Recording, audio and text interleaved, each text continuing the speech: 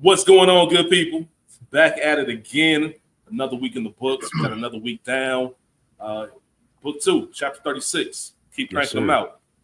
Spike and myself were talking about, man, it feels like we kind of hitting a rhythm after the ups and downs, the peaks and valleys of trying to navigate or transition from book 1 to book 2.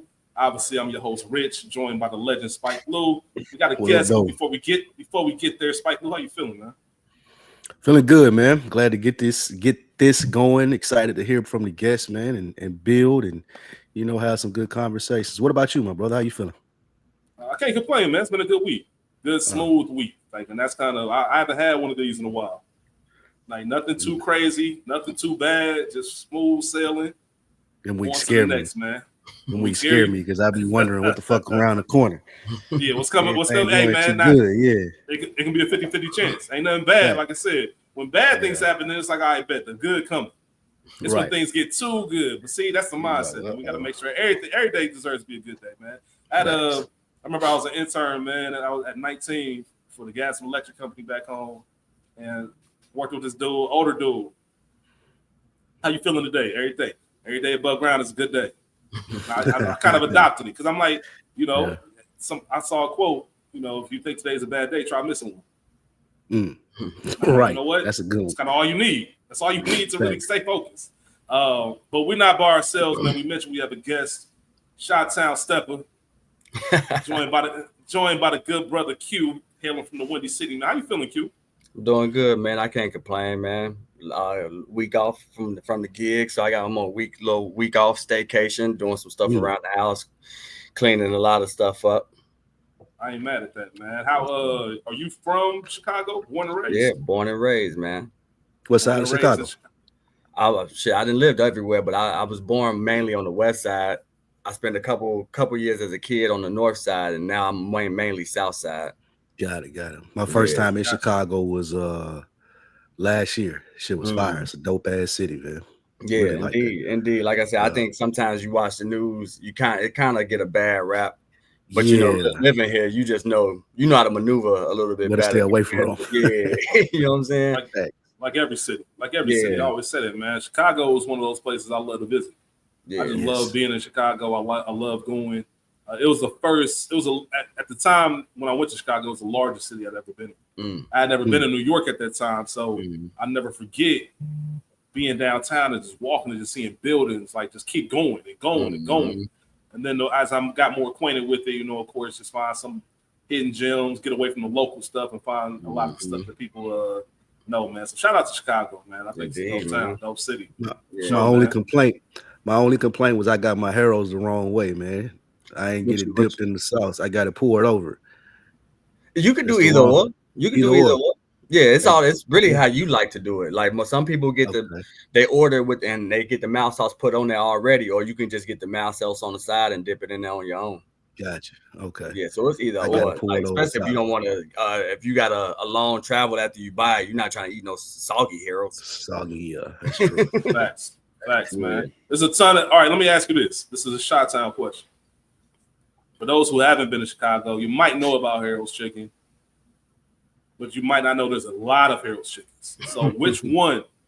Give me one or two. Which one are the go-tos? Like if you go on to Harold's, you got to go to one of these. So I'm a light little plug because my cousin owned 2 of them, but his is in the burbs. So he brought Harold's to the burbs. So if you're in Schaumburg, he got one in Addison too. But the original spot is kind of the best spot on 87th Street. So that's the south side. So 87th Street is probably the best one to go to. That's like the original spot.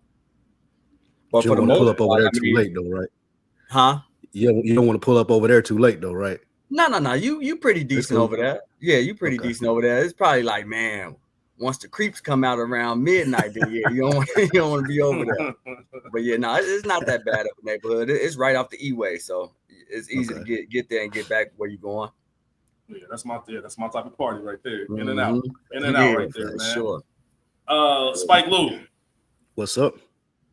Before we actually get started with this episode, it is only right, it's important to acknowledge a brother that we lost this week.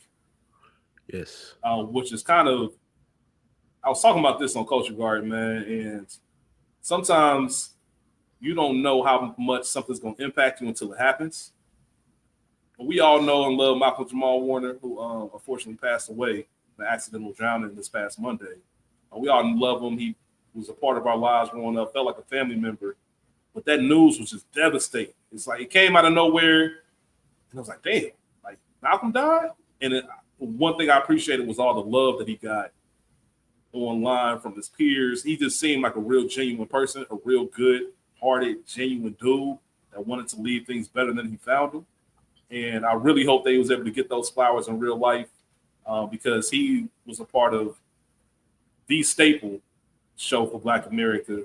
It really changed the game on how we were perceived when it comes to the Cosby Show, playing Theo, his role as a Black kid, and the complexity with that of playing Theo in that, well-off family compared to what we were typecast as back in the 80s and even going into the 90s, so on and so forth, man. It's just, forget his acting, man. It just seemed like he was a real genuine person, man. And I know you were asking me before we started, what is your most iconic, let's say, Theo moment on Cosby Show?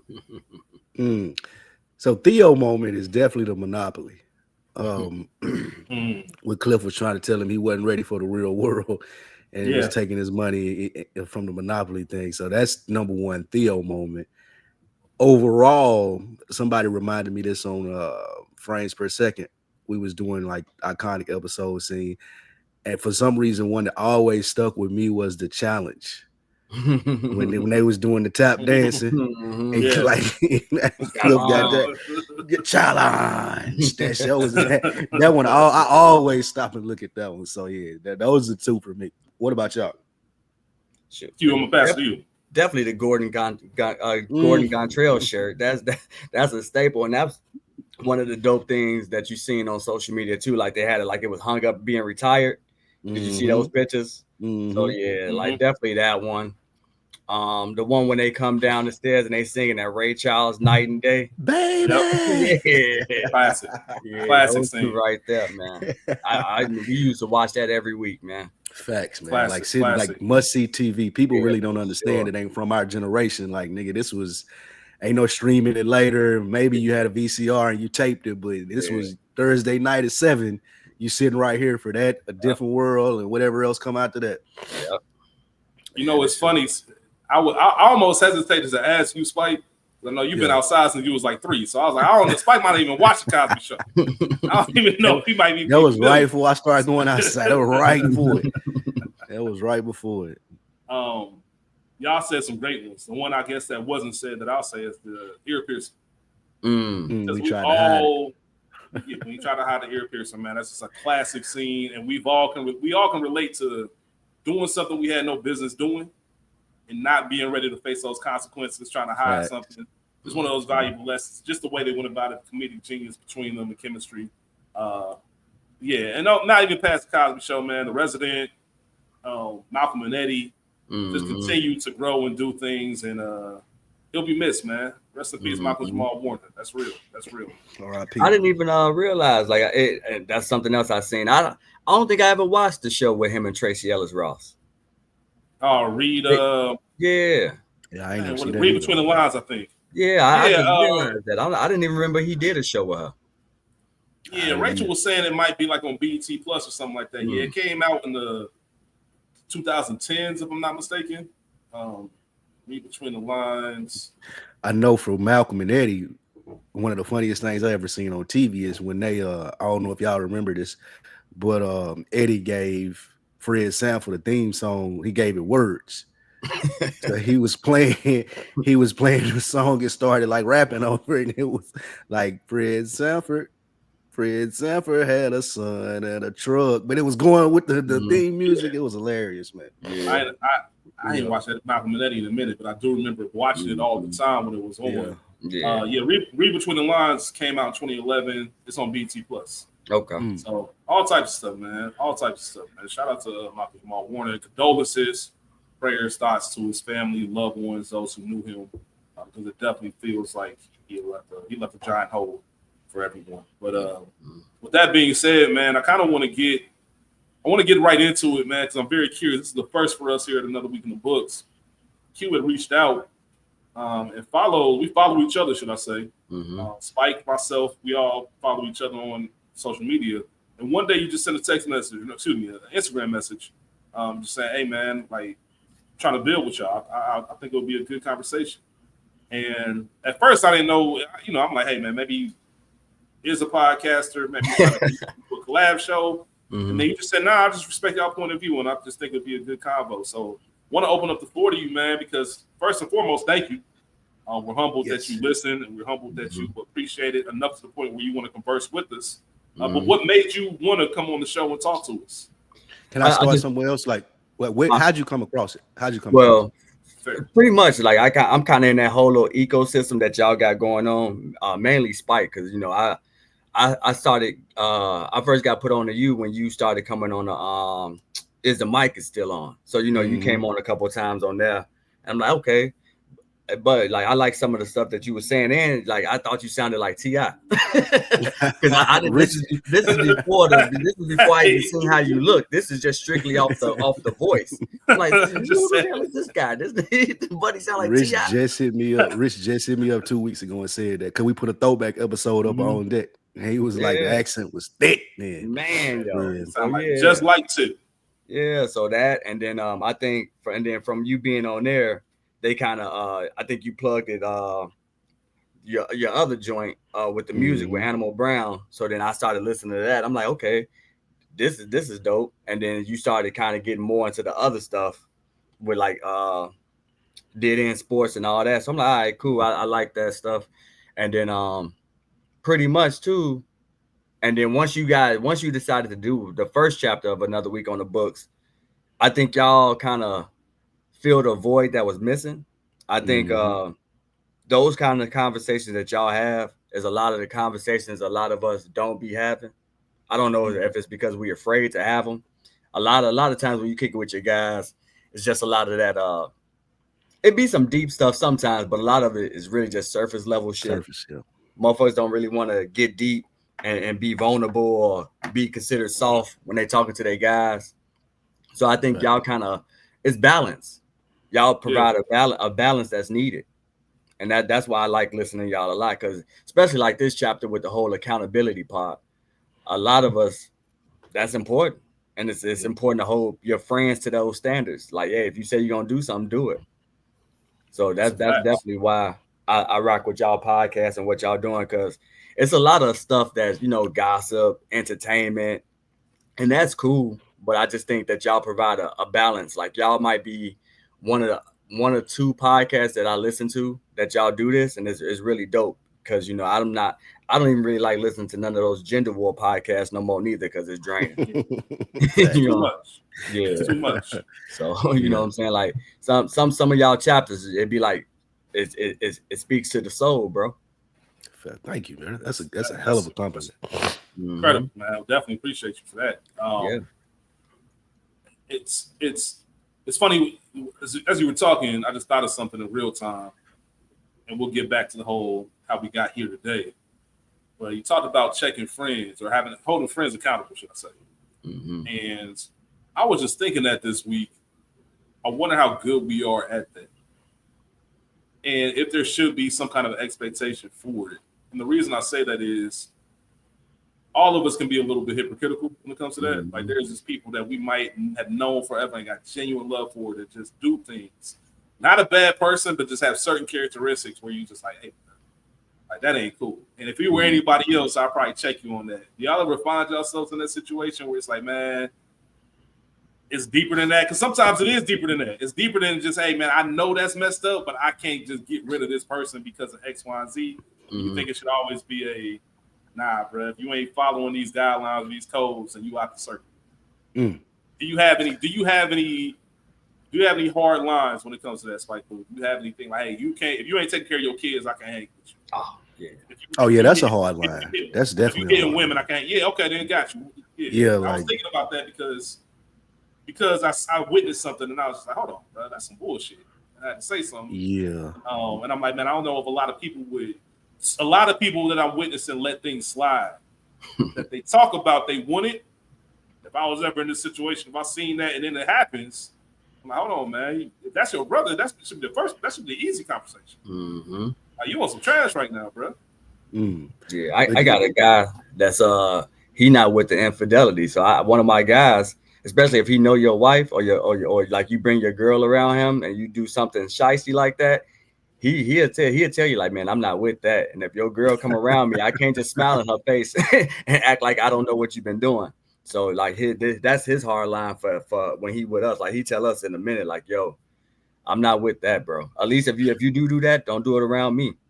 We just had this conversation last week, I believe. Like that's one of those things. Like, possible to not especially, as you get older, like it's just certain shit that you don't do in front of people, especially these people like are cool with your wife. They're cool with your girl of like a long-term relationship. You put them in a position where they got to sit there and lie to her or be fake to their face, and then it may not just fit with your character. I remember when I was in a relationship a couple of years ago, like there was, I won't say it was a big argument, but it was definitely a disagreement that her and I had because I didn't see it that way at that point. Because she asked me and she was like, gave an example, if such and such was doing this, you wouldn't step in and say you risking your family and this, that, and the third. And I was like, hell no, what I look like. But now, now that I've gotten older and processed it more, she's right. And it's certain people. Like you can't do that with everybody. That's the circle you do that with. That's I know and been knowing your wife and I know your kids and I'm pulling up to the crib on Christmas and we had breaking bread together. There's a certain obligation I do think that we have as men at our age to say something, but I haven't always seen it that way, to be completely honest. Yeah, that's facts. Real. Yeah, that's real, man. That comes with a lot of unlearning too, man. You do unlearning a lot of those bad habits that we were brought up with. Yeah, that's a fact. I was looking through your IG, Q, just trying to, type of person is my man's, man. Trying to do this, Q. One thing that I noticed, obviously, you a family man. Yeah, for sure. Family man. Got a son. How old is your son now? I got 2 sons and 2 daughters. So I got 2 sons and 2 daughters. Okay. I started out young. I had my first at 22, and then I had my son 5 years later, and then I end up getting married to my wife now. We just had 2 more, so he'll be 6 and she'll be 3. Nice. Congratulations. Yeah, thank you. How we famously talk on Another Week in the Books, Spike and myself being 2 single men with no kids. I'm always fascinated from the family perspective. Did you grow up with a full household where you knew, hey, one day I'm gonna have a family, I'm gonna be a dad? Or was this one of those things like, hey, I didn't necessarily plan this, but I'm about to step up to the plate and we about to make things happen and convert yourself into a family man? Did you see that for yourself, or was it something that life kind of steered you towards? It came with growth and age. I got it wrong twice. The first 2 times I got that wrong. It wasn't planned. I didn't grow up. I was pretty much raised by my grandparents. So my father, he really wasn't around. I knew my father. I talked to him every now and then, but he wasn't around. He lived in Hawaii. Like he was here, moved to Hawaii, and then came back when I was in high school. At that part, it's like, yeah, my grandfather's been my dad. So and then like my mom, same thing. She had an issue. So I was raised. My grandmother played a big role. So I was kind of sheltered too, to a degree. Like my grandmother was real strict. She like one of those old school grandmas, all that type of stuff, like real strict. Like I had to sneak on the payphone to talk to girls. So she wasn't playing no games. Yeah, because she'll start 6, 7 and call the house back and see who you was talking to. So when I finally was able to, I had my daughter with my the funny part is I didn't even like my daughter's mom in elementary school. That's sad. Yeah, it works. Yeah, but then once we both graduated high school, we ran into each other again, and I was with her for like 10 years. And then that it just grew apart. A lot of that stuff was my fault. And then during the midst of the separation, I moved on too fast and got caught up with somebody else, and that didn't work. And then I got with my wife, and we've been kicking. I've been married 8 years, and we've been together 10. And like everything about our children and our life has all been planned. Based off what you said, the experience with your first two baby mamas, what was it about your wife that you told yourself, nah, this is the woman that I'm gonna marry? Like, is there a particular moment that stood out, or the fact that she put everything on the table and she made me comfortable enough that I could be myself and put everything on the table? Like I didn't lie about anything. Like she knew I had a daughter. I was kind of skeptical. I'm like, damn, if I tell I got 2 kids with 2 different chicks, is she still gonna want to rock with me? And I was like, I ended up coming clean with that, I think, on our second date. And she was like, oh man, I thought you about to tell me something crazy. You know what I'm saying? But outside of that, she really kids? Nope. She didn't. Okay. Nope. That was the cool part too. Like, you know, me and her, we always crack those jokes because she was raised really good, bro. Like I'm like, yeah, I'd be like, man, I'm kind of envious a little bit, man, because she was raised like both parents. I'm not gonna say she was sheltered, but she was able to live a life as a kid when she was a kid. She didn't have to grow up fast. I've had that experience before. Like when you're dealing with a woman and you realize like some of the stuff that's normal to you just because you was outside, and they kind of green, they kind of think they know, but they really don't. And it's just like, damn, everybody didn't grow up fucking wild and crazy like I did. So that's very interesting. I've seen a topic on Twitter that I love your opinion on. And this guy was saying they were talking about the whole like I wouldn't date someone with kids thing. And one guy broke it down and he was like, the difficult part of dating a woman with kids is you never fully have the authority in your household because these actually are not your kids. And kids realize that as well. And it's like, well, their mama can tell them what to do. And before you discipline them, you kind of got to run by their mama what to do. Because again, these not your kids.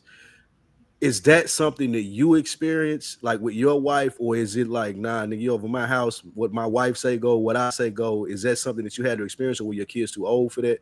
Like, what's your perception? Well, my daughter gravitated to my wife really, really good. Like they I think she started following her on IG and all that stuff. Once I like made it like, hey, this is who I'm dating and who I'm dealing with, and you know, it's probably gonna be a future. So she's probably gonna be around long term. So yeah, they was really good with each other. And then I think my daughter even wrote her a letter and saying like, hey, I'm welcome to the family and all this stuff. And we went out to eat and everything was cool. Like, you know what I'm saying? She accepted her as like a stepdaughter, like right when they met each other, damn near. You know what I'm saying? So everything worked out good. I've dealt with some people in the past that had children, and I realized that's not something that I can do. Like I make jokes about it all the time. Like, yo, I wouldn't be a good stepdad, bro. Yeah, that's the whole thing. Speaking of which, I want to ask you this since we're on this topic because it wasn't planned. I'm not even gonna say the names because it don't matter. This conversation is what matters. So on Twitter, I did see a celebrity couple and a conversation that went down about couple was together, had kids, broke up, moved on. Now she's dating somebody new. He's calling the dude's phone saying, why are you calling my girl? I know exactly who you're talking about. You know exactly what I'm talking about. Like I said, the conversation matters, but we ain't, like I said, this ain't the current events thing, so that we ain't even got to put on that. No. But I am curious, and I thought about that because the first thought was, how you gonna tell a man who's got a child at the crib that you're at that you can't call? You don't know what it's about, and I think part of that. You think part of that's a reason why it will be difficult, or why you might be like, nah, man, I can't do this because it's forever. Like I made a life with someone, I have to be available. Like we have kids together. Like they call, who knows what it could be about? Right. I think adults know. Usually, when you get to a point, I'm calling about the kids, and I ain't calling you on the bullshit, especially when the kids are older and time has passed. And I thought that was very fascinating. That the response that the dude that called was, "I'm like, why would you do that?" My first thought would be, I expect you to call your baby mom and see what's going on with the kids or X, Y, and Z. Where I think he said, like, she called me, and I'm sure it was about the kids. And they seem like they're in a very happy relationship. And I just thought that was interesting. And I always think about insecurities and like, is that an insecurity or is that just him trying to exert, like, nah, I'm running things got to go through me now? And is he out of bounds for that? Is he out of bounds for saying, I need you to run every phone call and every single visit set up with me since I'm now in your life? It's a very interesting topic. I'm not doing that shit, man. I'm not doing that, man. Hey, man. No, I'm not doing that, man. Like me and my guys, we talked about that. I'm like, and they was like, and my buddy, he was just playing devil's advocate. But I'm just like, no, especially because with my daughter's mom, I knew her since grammar school, so we was friends before anything. So even once we went our separate ways, I was never trying to double back, and she wasn't doubling back. So even it was times where we have regular conversations, and it don't be about the daughter, but it's never anything stepping the lines of where her boyfriend might be like, you know, what's going on. I call her at reasonable hours, none of that late time stuff. And like, you know, yeah, sometimes it is about my daughter, but then sometimes just, hey, everything good? You straight? You need anything? Something like that. Because essentially that's your family. Right. Like, I don't have kids, so I may be speaking out of turn here, but I feel like if you're together or not, as long as you staying respectful, that's still like your baby mama is a part of your family. Like, that's something that y'all are gonna have to collaborate, not 18 years, even beyond that. Like, even when your child is grown and they're going through stuff and you're trying to offer them advice. With that being said, though, I did think, like, shout out Buddy to was on some Buddy was on some funny style type stuff too, though. The dude that posted the video, I could see. Yeah, he was trying to be funny.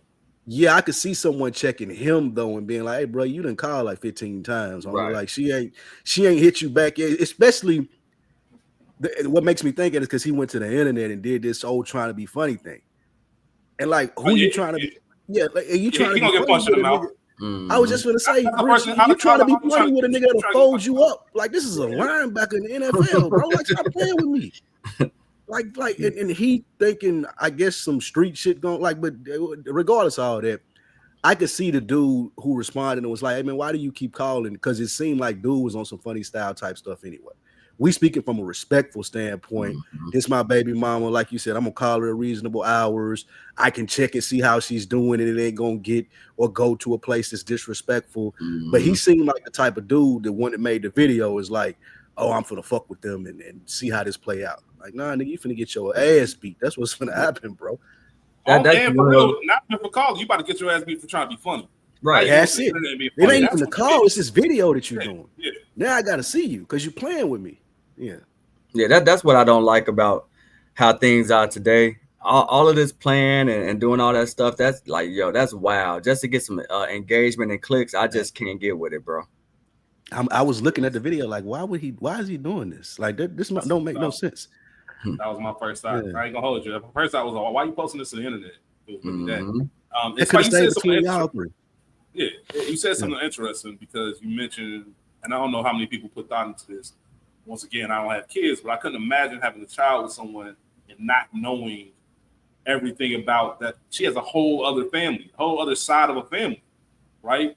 So not being engaged in what's going on or having a relationship with her mom or her mom's siblings, you know, which are going to be your kids' aunts and her mom's brothers who are going to be who could be their uncles and everything else. Couldn't imagine that.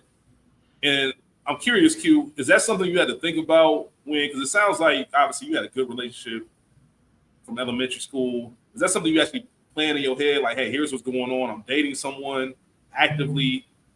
This person's going to be around our kids. I want you guys to meet. Is that a whole thing that you actually plan out, or how does that work? Yeah. I never thought about it.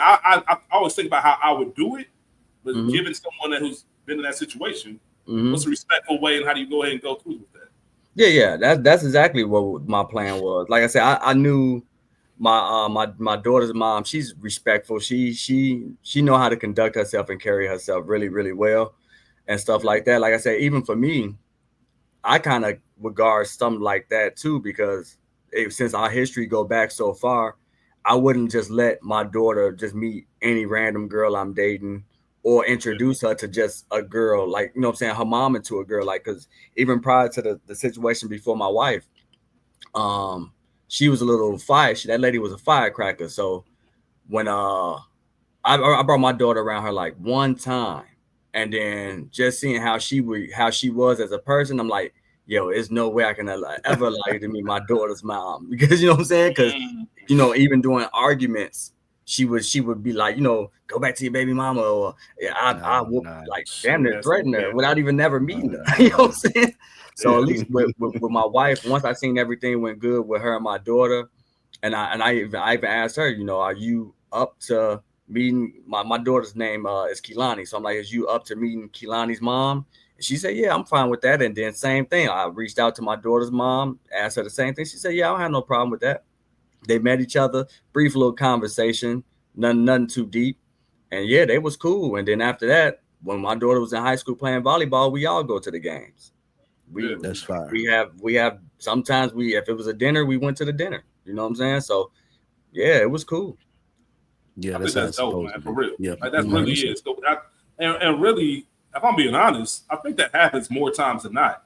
I think for whatever reason, the visual is the Tyler Perry, Angela Marcus.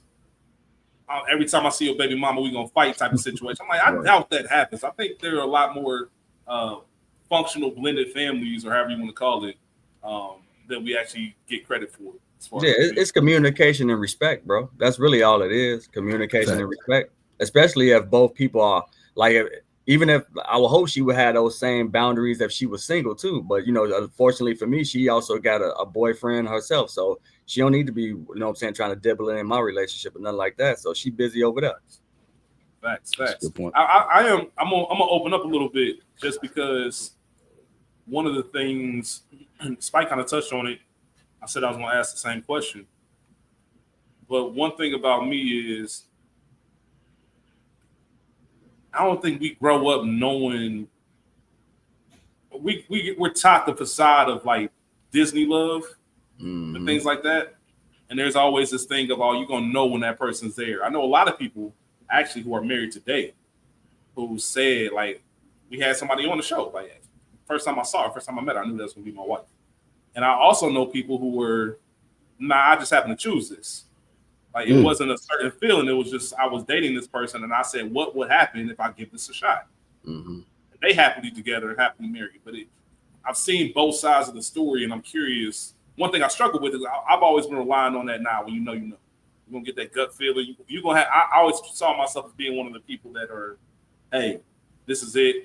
This is how it's going to play out. This is how it's going to shape out. Being someone who made one of the biggest commitments you can make, which is get married. Which one was it for you? Was it a blend of both? Like, what was it, I guess to Spike's point as well, that made you say this is, I don't want to say this is the one, but that I want to do this, that I'm committed to actually showing up every day for this person and for this scenario? Because we've all met a lot of great women. I think it's different in a whole nother level to say I'm going to commit my life to building something with this person. And that's a big difference. Right. I made it to the like, hey, you dope, this is incredible. I like spending time with you, but forever? Right. Right. What was it inside of you? Because I think part of it too, us as men, is we got to grow to get to that point, because I knew it. I'm maybe just now getting to the point where I'm even, okay, that can be a realistic thing. I never thought that it would even be on the table. Like, I'm about to just be out having fun. But what was it that you kind of saw with yourself and was like, you know what, I'm ready for this? Yeah, like I said again, she put all her cards on the table, and she seemed like she really wasn't BSing around. And the thing is too, I think even what made her at least attractive to me, and I'm like, man, it was more of she wanted me. She didn't need me. She wanted me around. She didn't need me around. Like, she was fine on her own. You know what I'm saying? She was very successful on her own. And it was just like, you know what I'm saying? Like, feeling like, yo, I want you. I don't, and that was really, especially coming from my previous situation where I felt like, I was being treated more like a savior than a boyfriend. You know what I'm saying? So I'm like, yo, so dealing with a woman that was like, yeah, I want you around. And then just some of the conversations we would have, and like, even I want to say, like, our first few dates, even we was already talking about the future and stuff like that. So just the way she carried herself, I'm like, man, but then too, we 5 years apart. So I'm 5 years older than her. So I was already kind of getting to that point anyway. I was like in my early 30s when I met her. She was in her late 20s. So I was just like, at that point, I was just getting to that point anyway. Cause like, being raised around my grandparents, they were married for so long, even though I didn't see my actual parents. successfully in a relationship. But seeing my grandparents, I'm like, yeah, I could definitely do that soon one day. But it took me a while to get there because my late teens and early in my 20s was crazy, bro. I can imagine. Rich, you don't ever see yourself getting there? Like, I got two-part question. Do you see yourself getting there, and does it scare you if you don't, on how the rest of your life will look? That's a great question. I think part of it might be, remember last week, I think it was, when I said, man, I'm not really kind to myself. Part of that is certain areas, not everything, but certain areas, it's, instead of thinking of the best thing to happen, it's almost think, what happens if something messes up? Which is a terrible way to go about dating. Because you'll never fully commit. Because all you're thinking about is, I'm going to mess this up at some point. Why even get involved and go down that line? And when I say mess it up, I mean just regular human nature. Like, one day, what happens if I wake up one day and just say, I don't like this person, I don't want to be here. Damn. You know what I mean? I'm just saying, because I won't say I've seen it happen, but I think part of it, I had Michelle and Barack was talking about that. Like, she said she ain't like Barack for 10 years. Early in their relationship? I think it was like during the presidency. She was like that they was having a candid conversation about their marriage, and she was like, it was a 10-year stretch. Well, I ain't fuck with. Well, she didn't say that, but I'm paraphrasing. Nah, quote that shit. Like, quote that shit. Now she was like, it was a 10-year stretch. Was like, I didn't fuck with dude at all. Like, I did not like him, and I couldn't imagine that. So here's the thing. Now that we're talking about it in real time, so my parents were married, right? My parents were married and then divorced after 16 years, 18 years of marriage. And to me, I'll never forget, I was 16 when they split. And I remember moving in with mom. Mom's got an apartment, moved in with mom's. And I just remember that first night in that new apartment, like crying. At 16, I couldn't wrap my mind around the fact that you with somebody for that long, and then one day it just says it's over. Like, I couldn't understand that. And I think I carried that with me a lot for the rest of my teens, 20s, and everything else. It took a lot of work to kind of really look at it from a different perspective. But once again, this goes back to fairy tale. This is what it's supposed to be. It just didn't make sense to me. Like, just logically. Like, what do you mean you spent all this time, all this years, and one day you say, nah, I'm cool. I'm out. We'll figure it out. We'll separate everything else. So having a little bit of that mindset and having to shed away that thinking has helped me out with the whole, I think I could do this, and I'm not as pessimistic when it comes to holding up my end of the bargain. But that is a real thought. I don't want to fall short. I would want everything out of my partner that I would put in as well. I don't want to be tempted by the Vegas trip and, hey, nobody would know, but that's who you are as a man, right? Those moments. Who am I choosing? What am I choosing? Because people cheat. I'm just saying it. People cheat. People you don't think will cheat. It's just one of those things. I always said I don't want to be that person. I want to have something so real and so strong that I'm not even engaged in that. Like, why would I ever do that to my best friend or the person I'm with? You know what I mean? And there's parts of it where it's like, damn, and that's why I asked you that question. Am I ready? Am I man enough to make that commitment? Because it's not about you at that point. And being single and having no kids, I'm one of the most selfish people that you can probably find, because I don't have anybody. We talked about this, Spike. I don't have anybody depending on me. I'm moved to everything that I do, cause and effect, it falls on me. You know what I mean? If I had kids, that's completely different. Like, if I fuck around at work and I'm bullshitting, my family can't eat now. Right. Now I got to scramble and figure out how we doing that. That's a whole different game versus, hey, if I mess up, I can deal with those consequences, right? If I slip up and do this, that, and the third, or whatever, that's a whole different story. So, yeah. But once you get that, though, man, it's a great feeling. You know, when you get that, when you doing stuff for your family, your wife, your kids, and like seeing them grow up and those accomplishments and those milestones, bro, it feels great. So, I think give it some time. And even it's not, marriage ain't nothing you got to rush into, though. As long as you take your time with whoever you're dealing with and fill them out and just, what I'm saying, eventually it'll hit you anyway. It'll hit you sooner.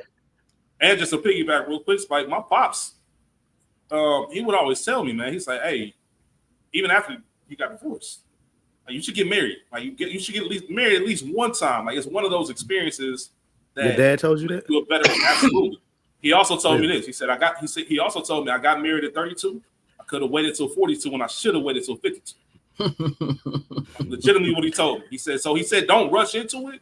Like, make sure the person that you were with is somebody you really want to be with, and you're going to make it work during the bad days, not just the good ones. But you 100% should get married, because he said it's just raising kids, raising a family, like, there's no better feeling than that. Like, no better feeling. And I can't relate, but I don't think enough people say that, though. Like, that's why I appreciate a perspective from a brother like you and Phil, your man's Rich. Yeah. But when you were talking about the thing that made you shy away from it, it made me think of what makes me.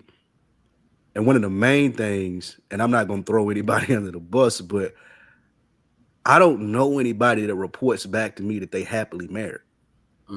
Like, you saying what your dad told you, my mom told me don't ever get married. She was like, it ain't worth it.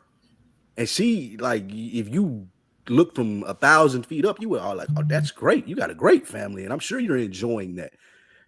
And I'm dealing with a homeboy now. He was he was married to his wife for 7 years, and they going through a separation now. And nigga called me 2 weeks ago. He said, man, I love being outside. I can't believe I waited this long to get back to doing this and tried to force marriage for 7 years. I'm curious. Go ahead. No, go shoot. I'm curious. So it reminds me of that episode of Martin, man. Remember, fellas, let's be out. When, you know what I mean? Remember, all the fellas left the restaurant and went back to the Martin, the WZUP studio, but they was chilling. Like, damn, I want to go home. I wonder how much of that is because I haven't been outside, so not enough fresh. But after a while, I'm sure you think it will fade off. I did wonder, would it wear off? Like, I ain't talked to him this week, but yeah, I'm wondering when that's gonna wear off. But it didn't sound like it may just be the honeymoon phase of it. But and real quick, one other thing you just said that I'm curious about, I want to get your opinion. Your mom told you. Your mom told you not to get married, right? Do you think that we carry, because moms, parents in general, hold a certain way? It's almost like permission. It's almost like if they said it, then I'm all the way. I can justify not doing it because my mom said not to. My dad said not to do it. Somebody who's really has that, who's played an authoritative role in your life. You think that might be a little bit of it too? Like, my mom said I'm good. I ain't got to worry about nothing. That's how it would be anytime you go. Like, that could be some of it, but like you, I went to school from my great grandparents' house, and they had been married 23 years, like before when I was a child. And I remember as a child, like them arguing all the time. Just like she used to have this phrase, she would say, we would make fun of her. She was like, you the stupidest ass old man I ever seen in my life. Like, that was 3 times a day she would say that. And just seeing that, and then my mom, I grew up with a man in the house. She dated him for a long time before she met her now current husband. I didn't see them have the best relationship. It wasn't no violence, anything like that, but they just didn't seem like they fucked with each other. My grandmother, I was talking about my great grandparents who I was raised with. My grandmother wasn't married. None of my cousins are married. Like, I don't even know if anybody, there's 1 or 2 people in my friend group that are married. And even I talked to them and they like, and like the last conversation I had with somebody who I thought was happily married, he was like, man, she finna get left. She don't listen because she don't listen to what I say and this, that, and the third. And that was very surprising coming from him because this is his high school sweetheart. But he's flourishing to a point now where he wasn't like he was in high school, and he's learning different things from a business aspect. And she's still looking at him like a high school dude. And he's grown, and she just can't get in line like he wants her to. So even he came and reported back with that. So I guess one of the biggest things for me, my main thing is peace. I love peace. I love to be able to like do what the fuck I want to do. I don't want no arguments. I don't want no like wow this or that, the third. So that combined with all the things that I pick up or the things that I see or just how I was raised, not knowing anyone was married, that's what's leaned or swayed me to this lifestyle at 42. That doesn't I want to get your thoughts on this too, Q. That doesn't scare you. I'm gonna use the word scary. Like, are you ever worried about being old and alone? Absolutely. And it does sometimes. You be the old dude that sit there and die and be there 3 days in front of your TV and nobody knew because you don't got nobody in the house. Yeah, like it definitely does. All right. Do you feel like you have room for partnership? Maybe not marriage, but partnership. Like having somebody, whatever y'all arrangement is. We live together, we don't live together. We together, but you can do that. Yeah, I could do that. Because I'm more mature now. Like even from being in my last relationship, some of the flaws that she used to point out, I couldn't wrap my head around. But being now that I've grown, made different observations, dealt with different people since then, I'm like, oh, okay, I understand what she was saying. And I could do that versus fighting that for no reason, just because I fuck with her and want her to be happy. Like I'm open to those things. Do you miss your last relationship? At times. It ain't nothing where I would be like, oh, like I'm spinning the block. But yeah, at times it's like, man, that was a cool little setup. You know what I'm saying? So Q, Spike kind of alluded to this, and this is something I can also add to the list that does worry me or bother me. And once again, not the right mindset to have, but it's something I've thought about.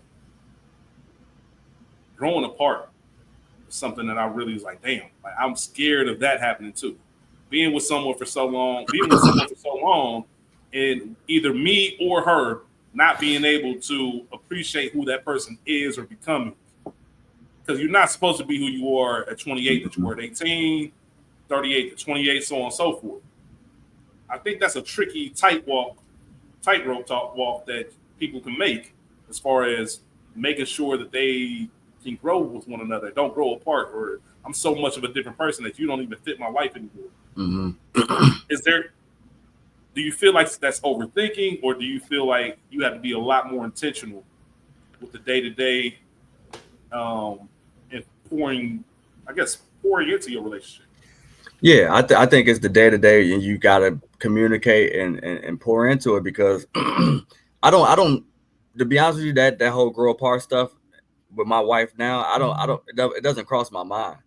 It just doesn't, because like I said, it's funny because some of my guys, especially my high school guys, they don't understand when I say like, yo, like this is my best friend, man. You know what I'm saying? Not everything. I don't talk to her about everything, but she's been there for some of the most traumatic moments of my life, and she's held it down and had my back through all of that. So I don't even think about the whole growing apart. You know what I'm saying? I just think like we try to do a lot for each other, and I mean, even if one of us isn't happy, like we can voice that stuff. I mean, you got to have those hard conversations sometimes. And I know people be scared to do it because you're worried about hurting the next person's feelings. But if you don't do that, how would one of you guys know that you lacking at something, or you not doing what you used to do when you first got her, or when she first got you, whatever? So you just got to have those hard conversations, man. How do you respond when those hard conversations hurt your feelings? Man, yo, I think as a man, I probably that was one of my flaws. I just bottle that shit in and just change.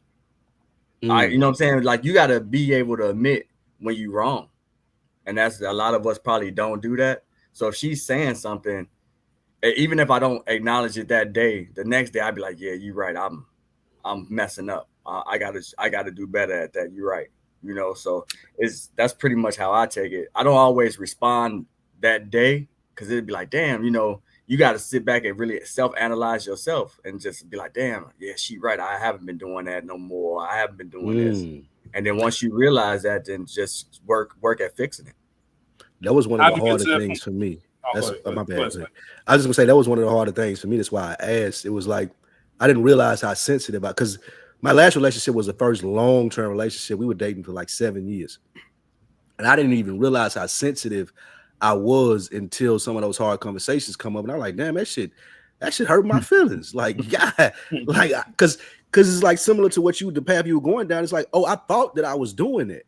I thought that I was showing up in that way that you needed to be. And for you to call me out and be like, nah, that ain't it, bro. That hurts your feelings. You be like, hold on.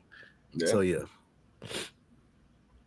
It's funny because it's almost like a good sign from like, no different than friends, right? When you have a friend that's going to call you out and say, hey, I'm not doing this just to be spiteful because you dope, and I want to see you be the best version of yourself. It's a little bit different in relationships, obviously, because it's probably a need that they need or something that they notice that they need to help the relationship be better. But it's also being able to come to somebody and just be honest with them. I'm not going to let you fall flat on your face. I'm not going to let you be lesser version of yourself in any capacity. I think it's an admirable trait. And that's something that I probably like, damn, once you get the groove of it and have those conversations, I feel like it's easier to just, this is the standard now. So there's something, I don't want to, obviously, I'm sure you got to pick and choose between what's really worth even mentioning or having a conversation about. So I'm sure there's a lot of that give and take. But also just, hey, it's all on the floor. Now that we know we can be open and honest with each other, then there's nothing that's really can stop us. At that point, then you realize one person chose not to be open and honest. That's the norm now. That means you chose not to do this. Right. So that's interesting. How has being married helped you for the better? Like, how have you changed? Like, what have you seen in yourself? It made way more less selfish. Okay. Because I know with these kids, well, mainly the two youngest ones, it's like if I don't do it, it don't get done. You know, like if they need something, I got to do it. I buy myself some shoes and clothes when after they already got their stuff, or I buy myself some shoes and clothes after whatever. You know, so that's really what it is. You know, making sure that they taken care of before I take care of myself. You know, like kind of like how y'all said when I was younger, I didn't have no responsibilities. It was nothing to go out and blow $200, $300 on some clothes and shoes and all that. You got to be a little more mindful and thinking more long term, especially as far as what you do with your money, because you know they need it too. You know, so I just got to make sure that I'm not tricking off my bread. You know what I'm saying? So I got to be way more mindful. I got a friend, man, like a brother to me. I'll never forget him telling me this. He was just like, "Hey, man, the day you get in a relationship, you like really lock in with a good woman, you're gonna be amazed at how your life just skyrockets, in the way that she's gonna enhance your life and everything like that." Do you feel that same way? Do you see that where it's just like, yo, I've leveled up just because I had somebody that's supportive and good and for me here with me every single day? For sure, because I see some of my guys. Now, granted, I don't know if they want that or if they're looking for that, but you know, I see a lot of my guys that don't have that, and it's like, yo, I'll almost be coming off like a hater because I'm like, man, you don't get tired of running through these chicks like that. You don't want to sit your ass down. You know what I'm saying? At a certain age, it's too much. It's too much. Like, sit your ass down somewhere, man. You know what I'm saying? It is. So no, it's it was even one time where I've been told the way life has been going and some of the stuff you see, whether it be social media, the news. I'm like a couple years ago, I remember telling my wife, thank you for being with me and around, because if I was single, I don't know what the hell I'd be out here doing, because it's wild out here, boy. It is. That's dope. That's dope. It definitely. I want to kind of pivot a little bit because we do have the opportunity to talk to you as a listener, right? I know you listen to our show, and what is it about? I know you mentioned earlier about just these conversations aren't really being had. Do you have a standout episode, or is there any kind of conversation you remember being had that's like, oh, nah, I rock with these dudes, or I rock with this format and what's going on? Is there anything that just stands out? The mainly the vulnerability and the conversations that y'all have. Like I remember it was funny because I was listening to it when my wife was in the car, and she was like, why you listen to this sad shit? And it was the episode dealing with but it was the episode dealing with alcoholism. Okay, then gotcha. That was one of my favorite episodes. Yes, the first one or when he came back after the year. Okay, gotcha. And that's that was one of the ones that really stood out for me, because I'm like, damn, I could relate to that, because I used to dibble and dabble as far as like, you know, drinking and stuff like that. It was never a consistent thing, but then I went through like this 5-year time span of where I just lost all the people that helped raise me. They all died. Like within from 2017 to 2022, grandparents and parents just all left. And it was like, I found myself like, yo, and she had to even say like, yo, it seems like you drinking every day, even though it don't be hard, like it's probably just some beer or whatever, but the fact that you started doing it every day and letting it become a habit. So when I seen y'all had that episode, yo, that I was just like, yo, that hits home. And like the fact that he was so open and honest with those episodes was dope as hell. Yeah, man, I'm proud of school, man, and everywhere he's at. It's one day we're gonna have school back on just to talk, you know, 'cause that's family, man. That's my little blood family. I would love to have him on one day. I'm sure he'll be down for it, just to talk about his and our relationship throughout this whole process, because it's very interesting and fascinating, man. It's been a roller coaster of emotions. Pride to see what he's been doing. Go ahead. I was just gonna say that's one of my favorite episodes in the sense of what you spoke to, Q, like him being able to come on here and just show the vulnerability. Like to create a platform from book 1 to book 2, even though this one is more about accountability, just book 1 was heavy on just like being vulnerable.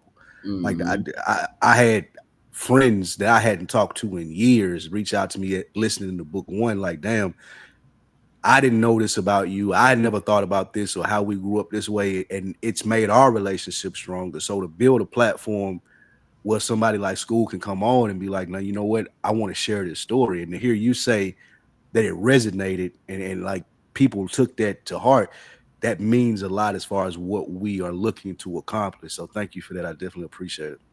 Yeah, no doubt, man. 100%, man. And yeah, School's vulnerability, it was the way... I don't want to say I was shocked, but I was a little bit shocked. I was just like, damn, like I'm proud of you, man. Because it's not, there's a lot less things that people still wouldn't like to admit, right? Just to go all out and literally went from A to Z. That's what made it so fire. Yeah, he didn't. That's what made it so like going through the day to day. Like, yeah, I'm buying these, crushing these up.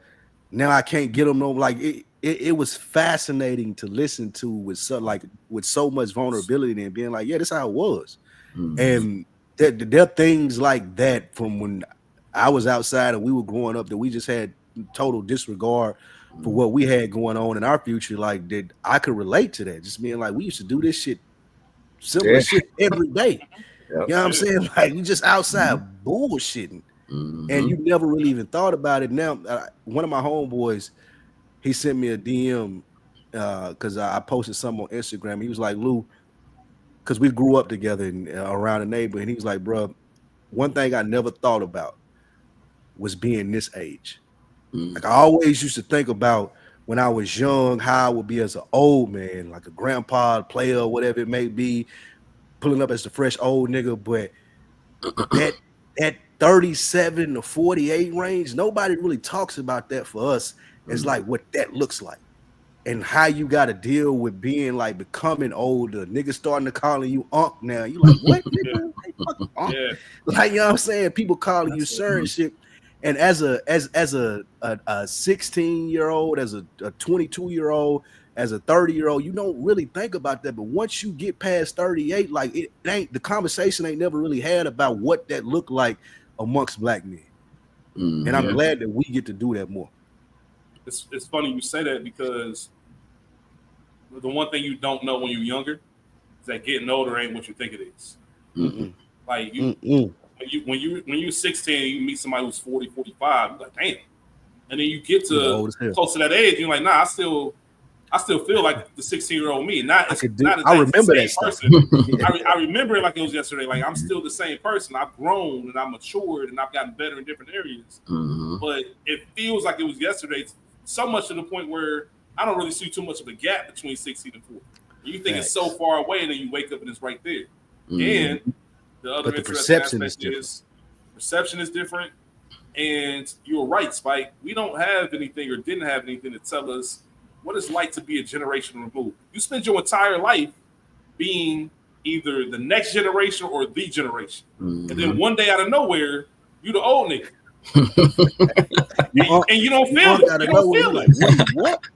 You don't feel it. Like you still feel like you got all the juice, like you can do whatever you want to, but there's literally, whether it's art, whether it's music, something will show you TikTok trends and all that shit. Oh yeah, for sure.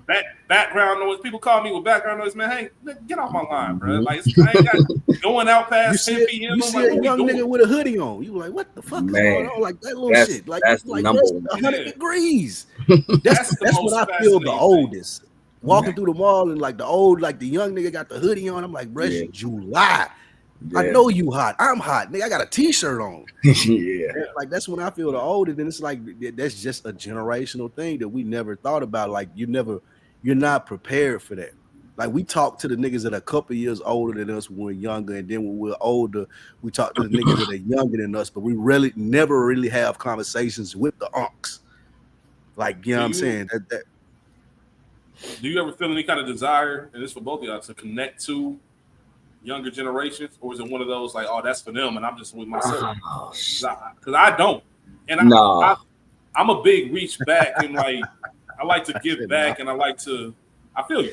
I like to give back, and I like to make sure like I can be a mentor or kind of give advice to those. But I'm also old enough to know I was your age. You ain't about to listen to shit I'm about to say. Right. Like life is gonna have to teach you how to get to this point. So it's almost like, man, my group is my group. We just gonna keep aging through this thing, and I'm not trying to do the young shit no more. Like I've reached a point where I was like, I'll never forget, man. Me and my nigga Good. This is how I knew it was over. Just at the crib, and this is like you don't go out no more, especially every weekend. But there ain't now and then you like to show your face at places. You know, just one of them nights, man. Let's go out, let's do something, bro. We pulled up to this club, it's popular club in Cincinnati. It looked dead in there. I'm like, damn, it's a slow night. Get to the door. Bouncer said, hey man, we ain't even open for another hour. I'm like, damn, that's how I knew. I said, hey, bro, it's time to go home. Ain't nothing else out here for us. What time was up it? to the club. What time was it? It was like 9:30, and we didn't even know. It felt late to us. Man, bro. That nigga looked it up and we was crazy, man. Get y'all old asses out of here, bro. We don't even get people in line till 11 o'clock. And that's all I'm like, yeah, it's over. Oh, I ain't doing this no more. Yeah, as far as the younger generation, though, just like younger cousins, or if some of my guys got some kids, but just like random people, random young people, nah. Because like you said, for one, is you really gonna take the information, or do you, or it's just gonna go in one ear and out the other? I remember. But this is one of the prime examples on why I probably don't, because one of my guys, his younger brother, was going down the wrong road, and we was trying to like talk to him, be like, yo, you still got a lot of living to do. Like, you young, you don't got no criminal record, you can do whatever you want to do, but you out here doing all this weirdo behavior. This dude told us, I ain't listening to y'all. Y'all ain't got no $1 million in the bank. I said, God damn. I said, God damn. Then he ended up getting locked up doing a couple years in the county. Talked to him on the phone. I want to say, yeah, nigga, I ain't got no $1 million, but I'm free. I ain't in the jail either, nigga. But we remember those days too, though. Like I've told this story 1,000 times on here. Like, we used to be outside running around, and our homeboy dad would like literally sit us down in the front yard and like be preaching, and we were like, man, we not trying to hear this shit, nigga. We finna go get, like, we going to get to it, my nigga. Like, I don't care nothing about what you finna say right now. I got a couple things brewing up the street. We finna hop in the whip, pull over to the other side of town. There's got something going on over there. Like, I ain't trying to hear nothing you talking about. But he was 100% right though. He just didn't know how to. And I think we get to that age, well, we don't know how to talk to them. Right. Like we can admit to that. Yeah, we can admit to that now, being this age. Like, I don't know how to tell you what you need to hear. You just gonna have to like go through it in life, and then you'll understand. Like, as I did when like he was talking to us. But it ain't, and I don't know if that's a good or a bad position to take at our age, but it's just like I know it's like I ain't trying to preach to no young nigga. Right. I guess like, when in those situations, it just probably got to just lead by example in your actions. Yeah. I guess at that point, verbal ain't gonna hit them. Yeah, especially like you said, if they don't think you up. Yeah, if they think you up, it's different. Yeah, but even then, yeah, that's a good point. Another thing that I think is fascinating about the whole thing is, like, there's this. I'm sure every generation has it, but you can't acknowledge the next generation as being better or even equal to you. Because they not. And that's the thing, right? Is that true? Is that true? Is that our cycle? Yeah, yeah. But listen, the generation before us looked at us and said they not, and the generation before them looked at them and said they not. Is that? And I feel, listen, movies, music. I don't know if it's nostalgia or if it's reality, but I do feel everything that we had growing up, even the idea of not having social media. To be the last generation to really not have social media, man, I don't know how much people know how much of a blessing it is to not really be socially awkward, to know how to go outside and talk to people. Like, if you ask, literally, no bullshit, y'all. Kids are so used to apps and phones. Ask a kid to call Pizza Hut and order food. They ain't gonna be able to do it. They ain't gonna be able to do it. They don't want to talk. For what? Why do I need to talk to a person? Not even figure it out. Mm-hmm. I don't even want to talk to a person. Why do I need human interaction when it's not necessary? I can just that's the one thing about our generation. That's what my two younger kids. My two young kids, we still do it like we still put a lot of that old school ways into them. My son don't have no tablet. You know what I'm saying? I let him use his imagination. He'll be 6 this year. He used tablets at school. But at home, man, and my son is one of the most sociable kids for a 6-year-old. Like he talks, he know how he can sentences. He ain't standoffish. He'll talk to you. But yeah, no, like we go out to eat, man, you better grab these crayons and that piece of paper.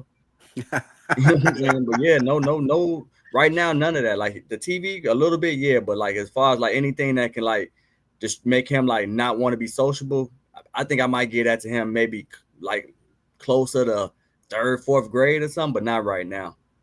That's when you plan on introducing the tablets and the phones. And things like something where he can have it at home and stuff like that. But as of right now, you know, because I see the results in him not having any of that stuff. You know what I'm saying? Because I got some friends. We were just at one of my buddies' house a couple weeks ago, and his son, 13, we didn't even know he was there. He was in his room, quiet as hell. I think his mom even said, "Come out and say hi." That little boy didn't come out. And then when he do come out, they all awkward. Like it was this thing trending talking about the Gen Z stare. And like I don't know if y'all experienced this. Like when you go out to places and you talking to a younger person, a cashier, a waiter, or whatever it may be, you ask them something, it don't even process them. They look at you like you got 3 heads first before they even say anything. And it's like a generational thing. It ain't like 1 or 2 people with bad customer service. It's like, oh, you want me to do something? Like, oh, you want me to respond? And that's so crazy to me. Just being from the generation that we in, I think maybe I'm biased. I think that we were the last great generation not having social media as far as being able to interact with anyone. I could go in any room and talk to people. Like that ain't nothing to me. But I get around younger people and it's just they so shy and reserved, and it's like, bro, like this is normal. This is a normal conversation, bro. You don't got to be scared. But they so used to talking to people on screens. This is like we've lost recipes. We've lost recipes. Man. Speaking of losing recipes, which was quoted by the infamous Michael Irvin. I don't know if y'all know, y'all got beef. Who? You and Q. Why? What are you, a Bears fan? Q, you a Giants fan, ain't you? Yeah, I'm a Giants fan. Oh, that ain't even beef.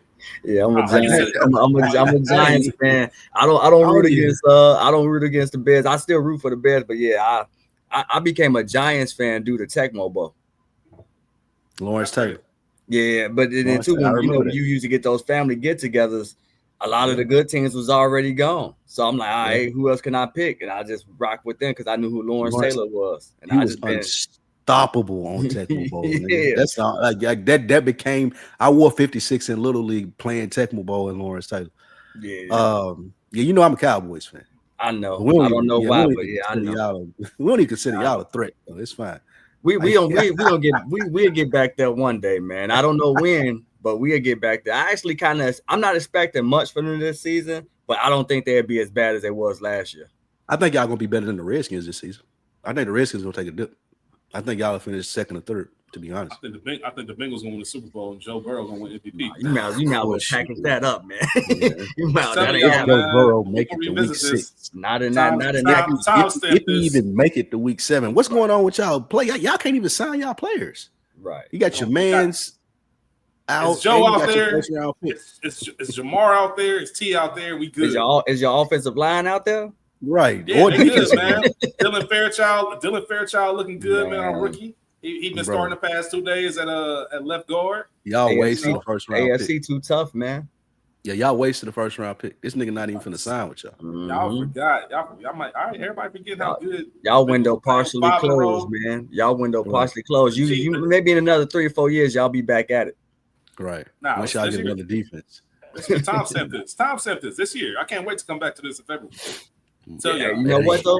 For y'all to win games, y'all gonna have to put up 40+ points a game. because that defense ain't stopping nobody. Defense been looking. Hey, secondary, we got a new D coordinator. Shout out to Al Golden. You sound like Nick right now. You sound like telling you, man. Shout out to Nick, man. Nick know what time it is. All right, it's cool. It's cool. Let y'all know. AFC North champs, Joe Super Bowl. He gonna MVP. It is what it is. That's all good. Not true. Q, I will say this, man, and I don't know if you got anything else, Spike, man, but it's funny because we always talk about how we connected with Mo. And Mo was just one of them people, because Spike and myself, as everybody, we say it all the time, man, kind of similar personalities, go about things the same way. And it's always funny because 9 times out of 10, somebody sending that DM really wouldn't got a response, or if you don't come with the correct, I guess, way, or guess something that's going to be approachable, if I don't know you, it's like, all right, I don't know what's going on. Man. It might be spam or whatever the case is. And I remember Mo just coming in the way he approached it. You just kind of felt the energy. It wasn't anything special. It was like, man, this seemed like a good dude. And obviously to this day, man, Mo's one of the best people I know, man. Shout out to good brother Mo. And it's funny because normally I would just be like, all right, man, I don't even check my DMs, honestly. I got so many unread DMs, it's nuts. And I remember you wrote that message. I don't think we talked about this. You sent that message in May. And I responded to it in May. And I was just like, all right, man, it just kind of sat there for a couple months. And then I randomly went back to Spike Lee and I was like, hey, man, I forgot to tell you this. Somebody reached out to us, want to be on the show. You cool with that? And he's like, yeah, let's do it. And I just want to let you know, man, I'm happy I answered that DM, man. I'm happy that you came on the show. Man, that's peace. Thankful for you for listening to us. Like, seriously, that means everything. But honestly, can tell, man, you're a good brother. And I'm actually looking forward to building with you. Having conversations with you off mic, man, just kind of getting to know more about you, man, even just talking about life in general, football, whatever the case may be, man. And obviously, you got an open seat anytime you want to. I remember before I became a host on Book 2, I used Book 1 as, hey, man, I got something on my mind. I just want to come and talk to y'all about it. And that's kind of all my appearances on Book 1. That was, hey, man, this happened to me this week. Let me rap to y'all and see what's going on or share my thoughts on this, man. So you got that open invitation to come on another week in the books anytime you like. Share your knowledge with us, something on your mind, you can do that. Or we might just hit you up on some, hey, man, just be good to have you as a third just to talk. That's so indeed, I appreciate man. You. That's gratitude, man. Thank y'all. Absolutely. What do you think about your experience? How'd you like it? Oh, man, I rock with it. Like I say, I appreciate what y'all do. And then, too, like I say, I think sometimes, especially on, like, is the mic on, I'll be feeling like sometimes Spike, they don't be understanding what you be trying to say. But to me, I'm like, oh, it makes sense. I'm the bad guy. I'm the bad guy on this mic. Like, it be making sense. But, I rock with the show. I rock with y'all. Y'all some good brothers, man. And that's why I felt comfortable enough to even reach out and just, like I say, I think we all like-minded individuals. And, well, I think everybody was born in the 80s, so that's one commonality we all got. Yep. For sure, man. But I definitely want to make sure I tell you that, man. That's part of this show, man. We want to make sure that it's comfortable to tell you, man, to tell somebody, man, I see you, black man. I like the energy that you bring in. I like the stuff that you're doing. You're somebody I relate to. If I was to take characteristics and build who I want to be, you got a lot of those traits, man. So thankful for you coming on here today. Won't be the last time. Looking forward to the next conversation. Spike, you got any last words? Or Q, you got any last words before we get out of here? No, man, just gratitude. Thank y'all, man. I really appreciate it. It was super dope, man. Definitely met my expectation, man. Y'all some cool brothers, bro. Facts. Appreciate that. Same to you. Same to you. All right, y'all, man. That's gonna wrap up chapter 36. We'll be back next week. I believe next week is, man, First Fridays. Portia missed July, so we got a lot to talk about with Portia next week. Spike and myself had a conversation we were gonna bring up today. We're going to wait until Portia comes on. She was flaming it on social media, so we got to get her thoughts. It's always good to just connect with Pete. But with that being said, man, everybody stick to it. Already know, man, you out there doing a great job. Let's get better this week.